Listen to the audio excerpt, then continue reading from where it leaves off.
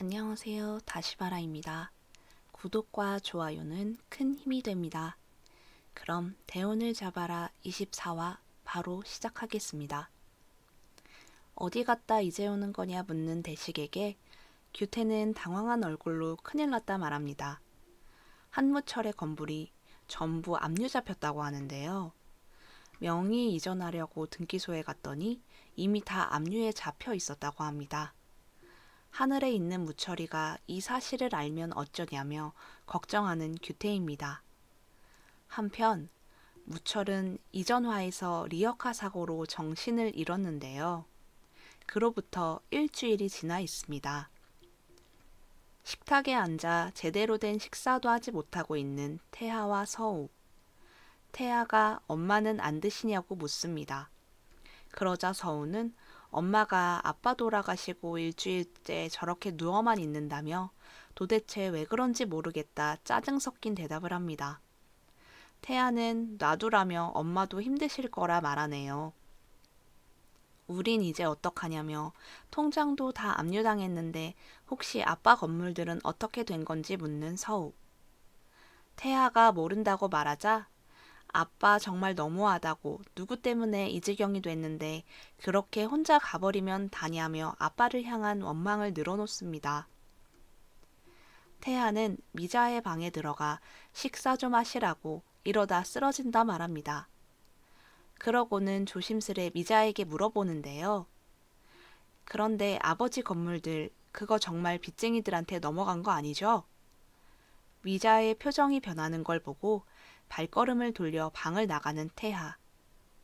태하가 방을 나간 뒤 미자는 일주일 전 장례식장에서 우연히 듣게 된 이야기를 다시 떠올립니다. 무철이 건물을 살릴 방법이 없냐고 묻는 대식에게 규태는 이미 압류 잡힌 건물을 다시 살릴 방법은 없다며 자기도 이렇게 전부 압류 잡힐 줄을 몰랐다고 말합니다. 그때 갑자기 나타난 미자. 남편 건물이 압류를 당하다니 그게 사실이냐고 추궁합니다. 규태는 그렇다고 사실이라고 말하는데요. 미자는 그 소리를 듣고 다리가 풀려 그 자리에 주저앉고 맙니다. 그날의 기억에 가슴이 답답한 듯 침대에서 일어나 앉는 미자.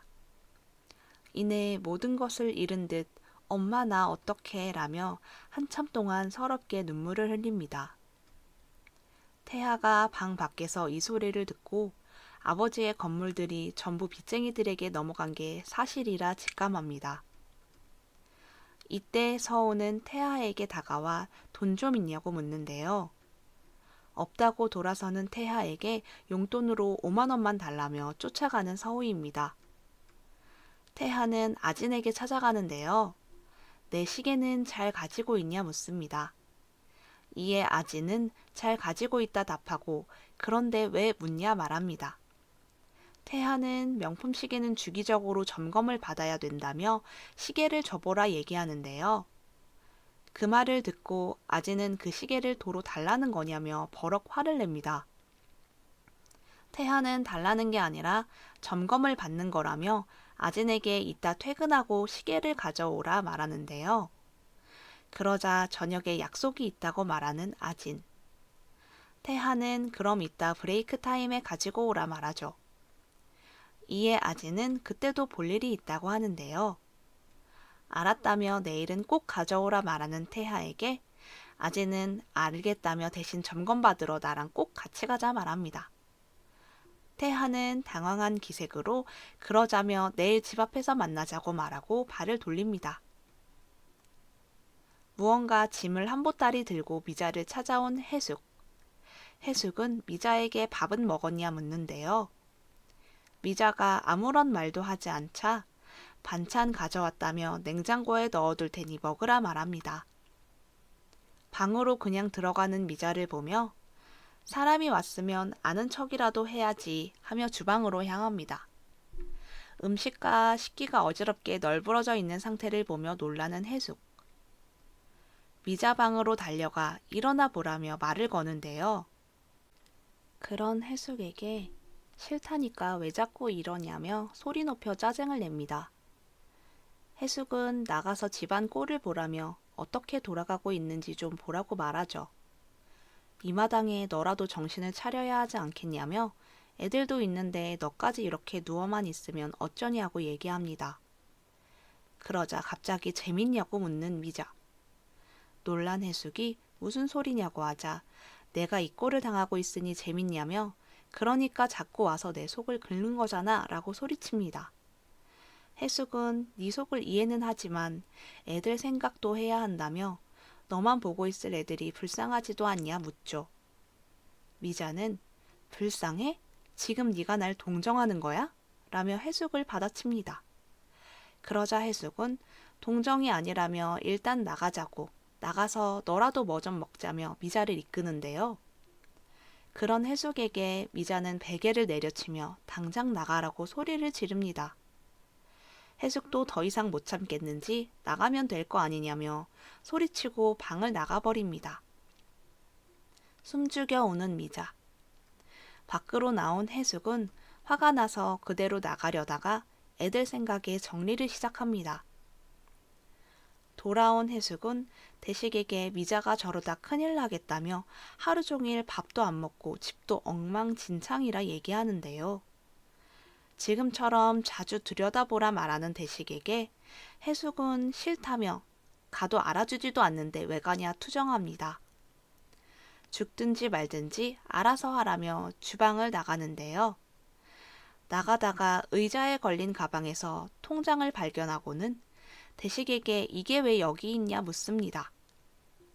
금고에 둔 거 아니었냐며 놀라는 해숙에게 혹시 은행이 털릴까 불안해서 다시 가져왔다 말하는 대식.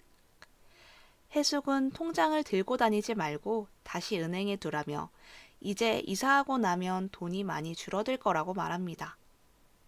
그러고는 이 집 계약 만료가 한 달도 채 안 남았다며 전에 말했던 신축 아파트에 미분양이 나오면 청약 통장이 없어도 살 수 있다고 하죠. 규태는 부동산 손님을 만나고 있는데요. 1층만 본다던 손님이 여기 2층에 공실 나온 건 어떠냐고 묻자 2층 이상은 음식 냄새 난다고 식당 절대 안 준다며 건물주가 엄청 까탈스럽다 말합니다. 그러다 이 건물 건물주가 자신임을 깨닫고 거드름을 피우며 태도를 바꿉니다. 혹시 건물주분과 친분이 있냐 묻는 손님에게 거의 한 몸이라며 웃습니다. 손님이 부탁 좀 드린다며 사정하자 생각 한번 해보겠다 말하죠. 건물주의 기분을 느끼며 흐뭇해하는 규태. 그런데 미자는 무철의 건물이 전부 넘어간 줄 아는데 대운 빌딩이 남은 걸 어떻게 말해야 할지 걱정되죠. 무철이가 얘기하지 말라고 하던 것을 떠올리며 일단 이건 스스로 관리하자 생각합니다. 통장에 있는 무철의 돈도 고민스럽죠. 석진은 통화를 마치고 장례식장에서 있던 태용과 서우의 모습을 회상합니다. 태용은 서우와 데이트를 즐기고 있습니다. 무철에 대해 이야기하다 태용의 휴대폰이 울리는데요. 웨딩홀이라는 말에 당황하며 전화를 끊는 태용. 서우가 무슨 전화냐 묻자 스팸이라며 말을 돌립니다. 식사 후 태용은 일이 생겨서 미안하다며 서우를 데려다 주는데요. 내일 같이 바다를 가자는 서우에게 내일은 중요한 약속이 있고 며칠간 아버지 출장을 따라갈 예정이라 말합니다. 서우가 태용과 함께 있는 모습을 본 석진.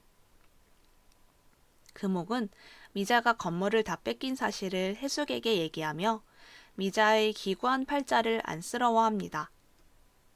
이번에 이 대운 빌딩 건물주도 바뀌겠다며 이번엔 좋은 사람이었으면 좋겠다 말하죠. 한편 미자는 집에 가스가 끊기고 각종 청구서도 쌓여갑니다. 마침 집에 우체부가 찾아와 서류를 주는데요. 집까지 경매에 넘어간 사실을 알게 되고는 울부짖습니다. 그러다 예전에 무철이 23빌딩을 싸게 팔았다고 했던 기억을 해내고 규태에게 바로 달려가죠. 그 시각 규태는 통장에 찍힌 돈을 보며 부자의 삶을 상상하고 있습니다. 곧이어 미자가 찾아와 집까지 경매에 넘어갔다며 23빌딩 잔금에 대해 묻는데요. 규태는 당황하며 23빌딩은 훨씬 더 헐값에 팔았고 무철이에게 이미 그 돈은 전부 주었다 거짓말을 하고 맙니다. 청천벽력 같은 말을 들은 미자는 다시 한번 무너지고 마는데요. 대식은 은행에 가서 통장에 있던 돈이 갑자기 바뀌었다며 혹시 누가 몰래 돈을 찾아간 건 아닌지 묻습니다. 이에 은행 직원은 본인이 아니면 그럴 수 없다 말하고 통장을 줘보라 말하죠. 그러자 갑자기 은행 직원이 무철로 바뀌어 있습니다. 깜짝 놀란 대식에게 내 돈을 달라며 달려드는 무철. 꿈인 걸 깨닫고 놀란 가슴을 부여잡는데요. 바로 집으로 가 통장을 확인하고는 은행 금고에 넣고 잊어버리자 다짐합니다. 그 시각 규태는 나만 입 다물면 된다며 독하게 마음먹습니다. 어느 노인의 허름한 집에 누군가 누워 있는데요. 사고의 원인이었던 10,000원을 손에 꼭 쥔 채 잠들어 있는 한무철의 모습을 끝으로 이번 화도 막을 내립니다. 24화 어떠셨나요? 한무철은 어떻게 된 걸까요? 그럼 저는 다음 화로 다시 찾아뵙겠습니다. 재밌게 보셨다면 구독과 좋아요 부탁드립니다. 시청해주셔서 감사합니다.